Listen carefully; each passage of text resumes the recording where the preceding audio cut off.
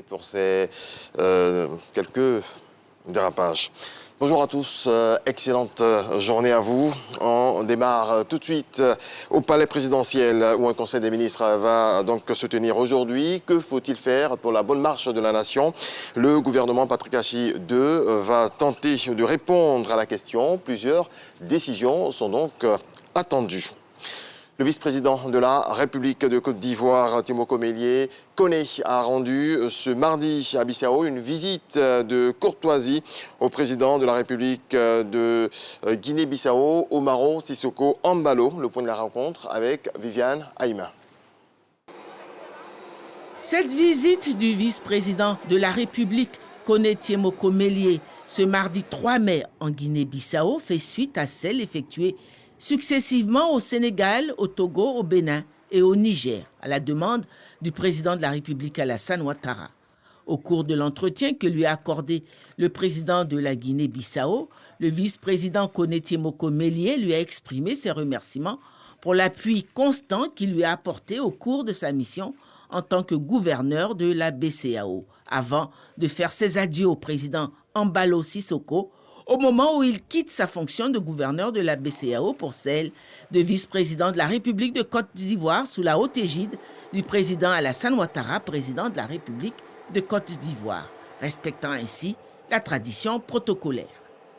Autre volet de l'actualité dans le cadre de la coopération entre médias TV5 Monde et la radio-télévision ivoirienne RTI ont signé ou alors enregistré ce mardi 3 numéros de l'émission dénommée 400 millions de critiques. Walter Amadou Ouattara.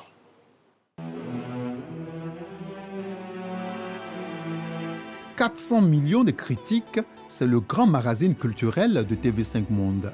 L'émission revient sur l'actualité culturelle francophone à travers des regards croisés de journalistes belges, suisses, canadiens, québécois et français. 3 numéros de 400 millions de critiques sont enregistrés à Abidjan. C'est une collaboration TV5 Monde, RTI. Les deux directeurs généraux se félicitent pour cette parfaite expérience qui ne date pas d'aujourd'hui. Déjà en 2014, c'est avec le partenariat technique de la RTI que nous avons réalisé l'émission Interville, qui était la première tournée en Afrique. Et en 2017, à l'occasion des trophées francophones du cinéma, c'est toujours avec l'appui technique de la RTI que nous avons produit cette cérémonie diffusée en direct sur TV5 Monde avec les équipes de la RTI. Il y avait d'ailleurs un co-présentateur ivoirien. Tous les collaborateurs de la RTI, vous faites un super boulot, vous êtes une super entreprise de télévision très moderne et TV5 Monde sera toujours très heureux de collaborer avec vous. C'est une expérience de plus pour nos équipes. On a eu affaire à des productions beaucoup plus lourdes. Ici même ou à l'extérieur, je voudrais rappeler qu'il y a quelques semaines, la RTI était au Bénin pour la production en direct de l'événement relatif au retour au pays des œuvres qui étaient en France. Ces enregistrements sont possibles grâce à l'invitation de la direction du musée des cultures contemporaines à Damotungara, situé dans la commune d'Abobo. Cela dans le cadre de son exposition collective dénommée Memoria, récit d'une histoire. Au rang des invités, Françoise Remarque, nouvelle ministre de la Culture et de la Francophonie, ainsi qu'Alpha Blondy, star internationale de la musique reggae. Nous défendons au Brésil. La seule chose qu'on pouvait voir en française, francophone, c'était TV5 Monde. Donc que la RTI s'associe à TV5 Monde pour faire de grandes émissions comme ça, c'est une très très bonne chose. Déjà, c'est la reconnaissance du savoir-faire de la RTI et des techniciens, parce qu'aujourd'hui tout le matériel qui a été déployé et tous les techniciens qui sont présents avec notre présentatrice viennent de la RTI. Et donc on est aussi dans cette logique de l'excellence. L'émission 400 millions de critiques est habituellement enregistrée dans tous les musées francophones de la planète Terre. Depuis l'avènement de la pandémie de la Covid-19, cette émission était réalisée ou restreinte dans le périmètre France, Belgique, Suisse et Monaco. Les numéros produits en Côte d'Ivoire seront diffusés sur la RTI et TV5 Monde. Il vient pour révolutionner la filière riz en Côte d'Ivoire. Le système de riziculture intensive développe une technologie d'agriculture qui se veut intelligente face au climat. Il a été présenté aux producteurs dans notre dossier EcoPlus. Jean-Louis Gbombo répond à la question de savoir quel est son impact sur le terrain. Regardons.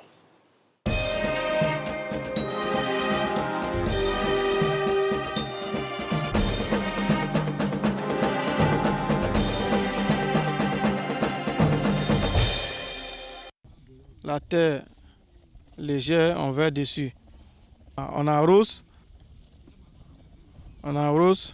Après, on met la semence. On prend un lot, on met dans 1 mètre carré. Séance de démonstration pour la réalisation d'une pépinière de riz.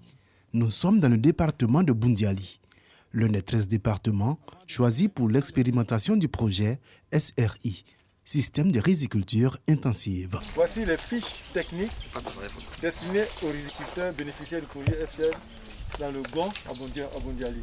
C'est 30 fiches techniques pour chacun des 30 riziculteurs retenus. Une pratique culturelle innovante pour l'amélioration de la production du riz en Côte d'Ivoire, dans un contexte où la production locale du riz se trouve déficitaire depuis plusieurs décennies. Au niveau de la pépinière de riz, l'avantage que nous avons eu, c'est comme d'utiliser moins de semences. Voilà. Donc ça, on a vu, c'est une importance, ça nous a progressé dans notre culture de riz. Lancé en juillet 2019 pour une période de 24 mois, le projet est exécuté par une équipe de chercheurs du CNRA, le Centre national de recherche agronomique. Des tests de démonstration. Vous avancez,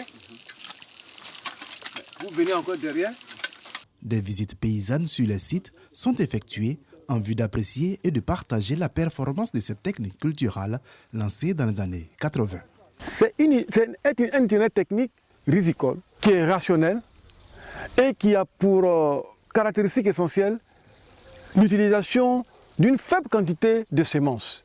Au lieu de 80-60 en moyenne dans les bassins, avec le SRI, il faut 10 kg de semences par hectare. Pour la diffusion de cette pratique, dont l'objectif global est de contribuer à l'amélioration de la productivité du paddy en riziculture irriguée, ce sont au total 240 riziculteurs qui ont fait l'apprentissage.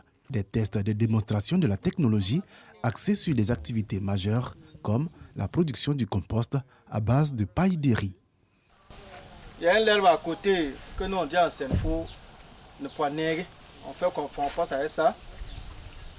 On fait le compost avec caca de vache. Là, on fait aussi avec la sante. On a l'eau en même temps. Je fais ça avec feuilles de banane. Fertilisation à forte coloration organique, mais également utilisation de très peu de semences par hectare. Repiquage de plants plus jeunes. Telles sont les principales innovations introduites par le système de riziculture intensive. Premier là, nous payons engrais un sac 25 000. Mais la génération vient nous montrer. On fabrique compost chez nous-mêmes dans les champs. Et puis on met dans les champs, on repique en lit.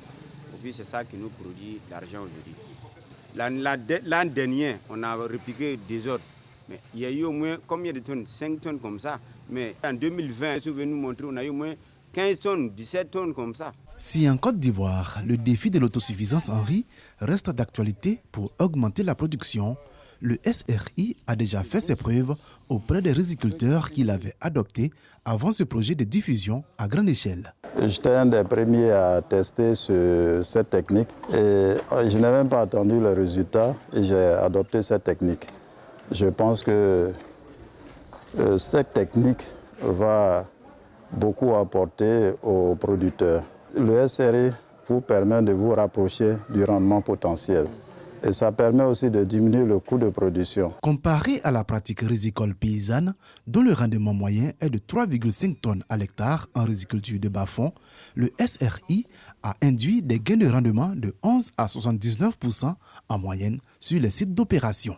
C'est une tendance qui est encourageante et qui nous fait dire que si la technologie du SRI est adoptée à échelle, la production de paddy dans les écologies aquatiques en Côte d'Ivoire pourrait connaître une amélioration significative. Pour sa diffusion à grande échelle, un plan de financement du SRI a été reparti entre le Fonds compétitif pour l'innovation agricole durable, FCIAD, qui contribue à hauteur de 65 millions de francs CFA, et l'ANADER, l'ADERI et le CNRA, qui apportent près de 28 millions de francs CFA. Les départements concernés par cette phase expérimentale sont Bundiali, Ferkesedougou, Katiola, Bouaké, Touba, Daoukro, Danane, Diokwe, Divo, Vavois, Zuenoula, Soubré et San Pedro, des laboratoires à ciel ouvert pour relever le sempiternel défi de l'autosuffisance en riz en Côte d'Ivoire. Dans le reste de l'actualité, le droit à l'avortement est menacé aux États-Unis. La publication d'un projet de décision de la Cour suprême visant à annuler l'arrêt qui garantit le droit constitutionnel à l'interruption volontaire de grossesse, IVG, suscite beaucoup de réactions dans le pays. Et puis, du football, Liverpool s'est qualifié pour une finale de Ligue européenne des champions, durant laquelle le club anglais affrontera donc le vainqueur de Real Madrid, Manchester City ce soir, 19h temps universel. Les Reds ont gagné 3-2 après avoir été menés au score 2-0 par Villarreal. Hier en Espagne, en demi-finale retour, la finale aura lieu le 28 mai à Saint-Denis. Voilà qui marque la fin de ce point de l'actualité. On se retrouve à 7h.